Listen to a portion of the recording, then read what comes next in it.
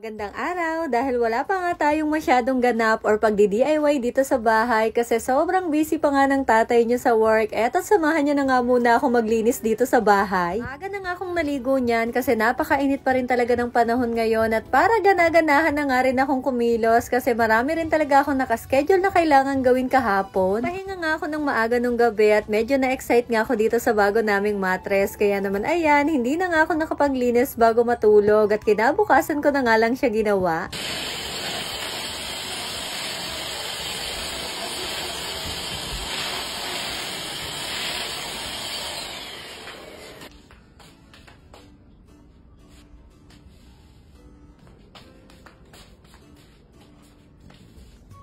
Tulog pa nga pala si Bal ng mga oras na yan at eto, binalik ko na nga muna yung trampoline niya dito sa harap ng kanyang whiteboard para kapag gising nga niya ay pwede na rin siyang maglaro. Eto pa nga pala yung isang dahilan kung bakit ayaw pa rin talaga naming maglagay ng mesa dito sa bahay kasi kaya nga kami nagpaluwag dito ay para kahit papano ay maluwag na nga yung pwedeng takbuhan at paglaruan ni Bal. Malaking bagay kasi talaga sa kanya itong trampoline lalo na sa time na medyo nagiging malikot or makulit siya o di kaya naman ay sobrang nagiging hyper. At saka hindi rin talaga siya mahilig maglaro ng kung ano-anong laruan at eto lang talaga yung gusto niyang gawin na magtatalon dito sa trampoline o di kaya naman ay mag-drawing. At sa mga nagtataka or magtatanong po ulit kung bakit ganito, si Bal po kasi nung 3 years old ay na-diagnose ng ASD-GDD or autism. Kaya naman limit lang talaga yung mga gusto niyang gawin or laruin gaya na nga lang nitong pagdodrawing na kahit paulit-ulit ay okay lang. Kaya naman napakalaking bagay rin talaga sa amin itong whiteboard niya. Anyway, ayan, mga ilang saglit lang natapos na nga ako maglinis